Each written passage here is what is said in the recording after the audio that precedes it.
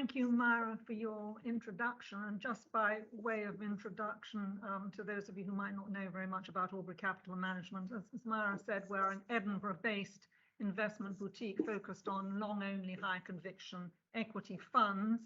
We have three strategies: global, emerging market, and European, and I'm the lead manager on our European strategy.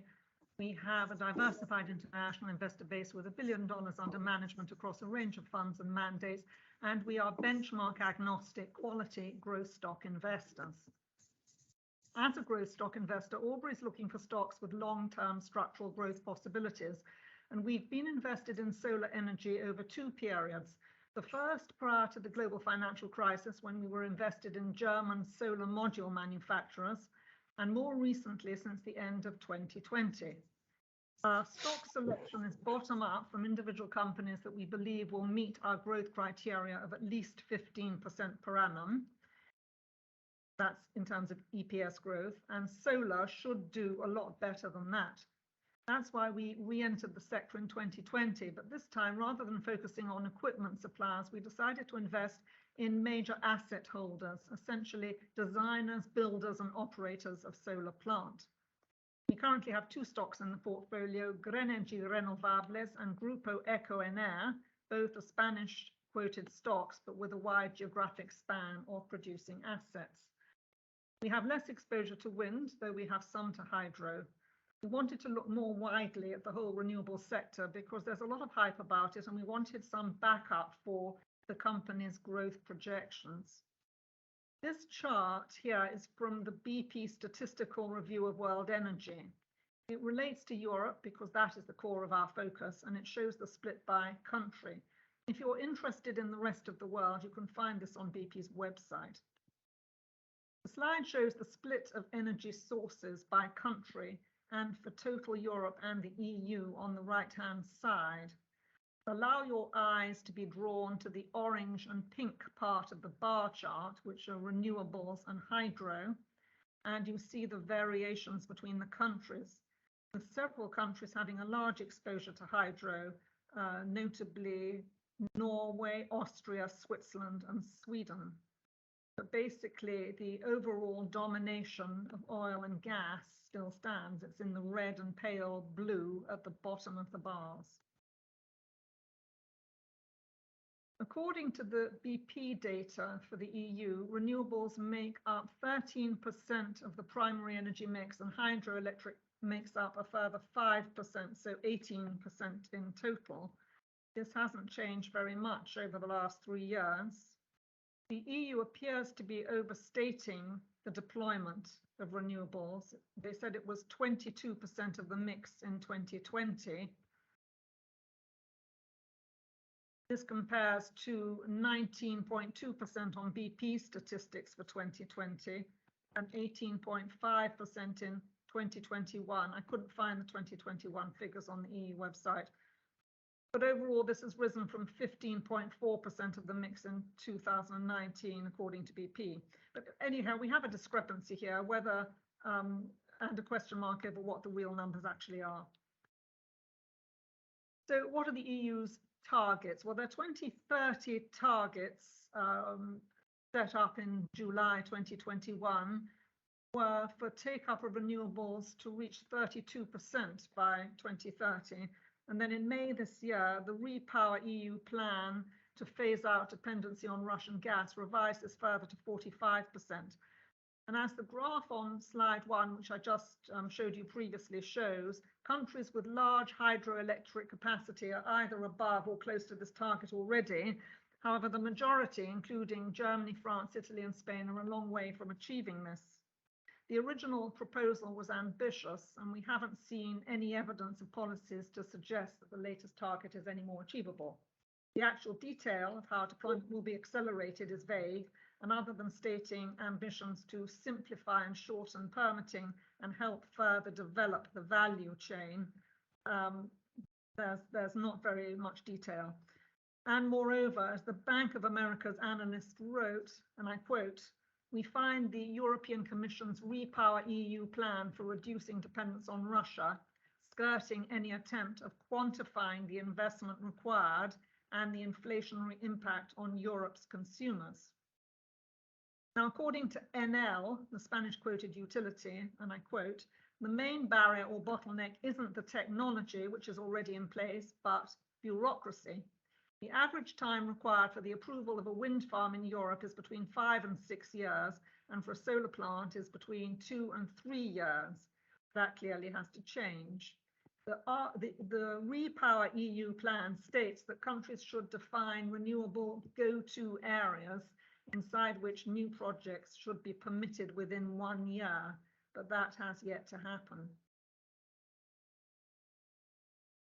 So in terms of the EU's solar targets, these are for 320 gigawatts of solar PV by 2025 and around 600 gigawatts by 2030.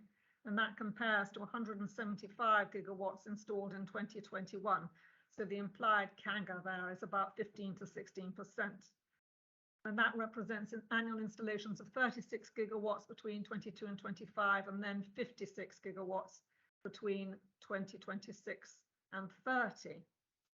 HSBC recently upgraded its 2022 PV installation forecast to 254 gigawatts, up 37% year on year, driven largely by upgrades in Europe, up 46%, and China, up 22%. USA installations are likely to fall due to tariff uncertainty. HSBC believes the EU is on track to install 39 gigawatts this year, so ahead of the 36 gigawatts required to meet its 2025 target. And they also have a solar rooftop initiative with a phased-in legal obligation to install solar panels on new public and commercial buildings and new residential buildings. And this comes into effect this month, November. Looking at the pipelines of the largest energy utilities, the EU targets don't look entirely unreasonable. And in addition, we have the pipelines of smaller companies, such as the ones that we hold in our portfolio, which are in the magnitude of high single to low double-digit gigawattage over the medium term. I believe it's more a question of the timeline to deployment. What about geopolitical risk? Well, China supplies around 90% of solar modules. There are producers in Europe, but they're mainly at the high end. The picture on the right of the slide is of Meyer Burger, an equipment and module producer based in Switzerland, which we have held in the portfolio in the past. China remained the main driver of solar equipment capacity growth last year. The US is placing tariffs on solar imports from China. Europe is not, but there is geopolitical risk around the source, particularly if China invades Taiwan. European PV manufacturing capacity is seen as a long-term strategic necessity, but expansion plans are very early stage, and they're unlikely to occur unless heavily subsidized or tariffs are imposed by the EU on Chinese production. How are the corporates falling in line with the EU targets? So this chart shows some corporates are falling in line with the political rhetoric, mostly in Europe.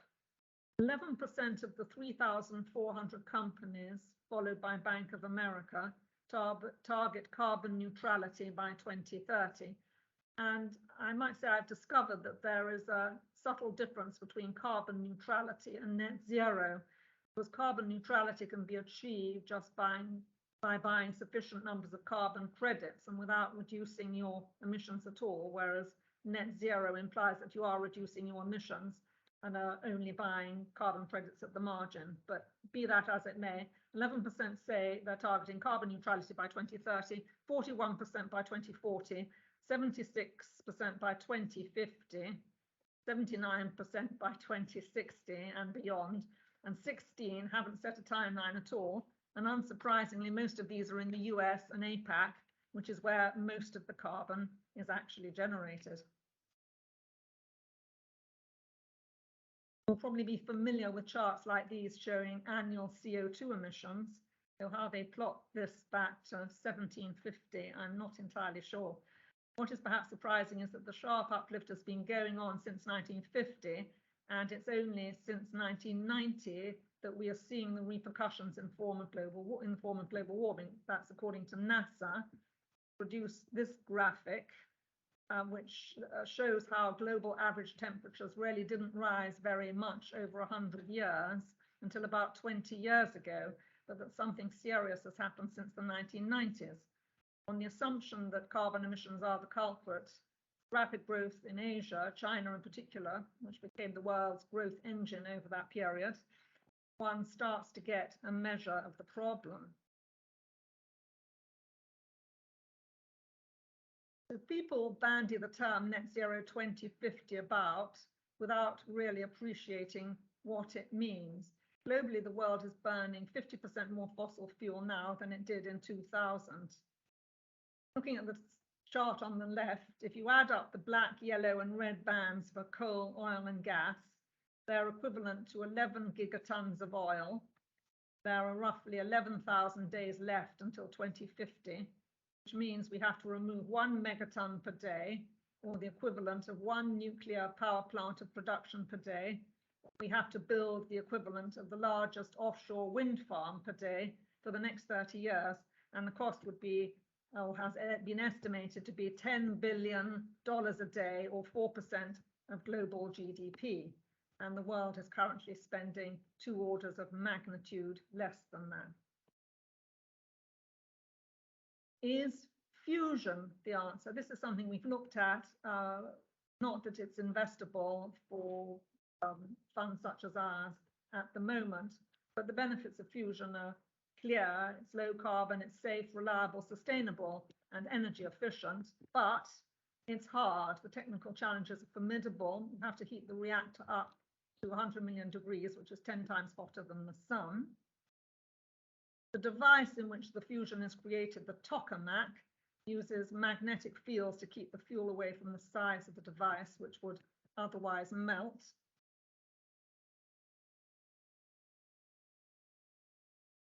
And then there are question marks over the timeline to commerciality. The EU have been forerunners in thinking about how to get fusion power plants.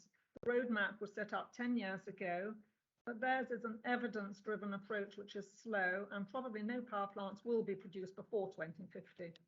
The UK government published a fusion strategy last year and has invested £300 million as a more risk-based approach, aiming to build a power plant, put it on the grid, even if it's not cost competitive, by 2040. The US is active too. Its current budget is 720 million, but it's proposing more, with the aim to deliver a power plant in 10 years, so 2030. And they've launched public-private partnerships this year to deliver that. The nearest to commerciality is ITER, which is 80% built. It's a global consortium experiment to show that you can get more fusion power out of a plant than you put in. China owns 9%, which is important, as they're the world's largest carbon emitter, with 27% of global emissions last year and still growing, up 24%. There are 35 countries involved in ITER. It's the biggest scientific collaboration undertaken by humanity, and aims to put 50 megawatts of thermal power in to heat the fuel, and then get 500 megawatts of fusion power out, i.e. commercial scale big enough for a power plant. And they're hoping to get completion in 2026.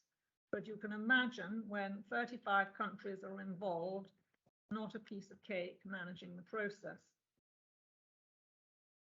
What's happening here in the UK? That's fairly close to my heart. There's a lot of activity around the Oxford area at the university and at the Harwell Atomic Research Centre. The UK aims to deliver a prototype for a more compact energy plant by 2040, hence a more affordable one than the ITER plant. The site has been granted in Nottinghamshire. All the things that are needed: water supply, direct connection to the grid, and a train line direct to the site for the transport of components. So watch this space. I might just say on the UK, I'm sure people are aware that the UK represents a mere 1% of global carbon emissions. So even if there is a desire to be a major centre for the design and build of fusion plants, if the UK gets to net zero by 2050, it's not going to make very much difference on a world scale unless the major emitters also do. The problem is a global one, and it needs global solutions. So what are our conclusions? Our conclusions are that the growth targets for solar look pretty well supported in the medium term. The political rhetoric around net zero may be laudable, but the implementation is a lot trickier. The targets, whether for 2020, 30, 40, 50, they're ambitious. Notwithstanding, this is a very interesting sector in which to invest, and the long-term structural growth opportunity is clearly there.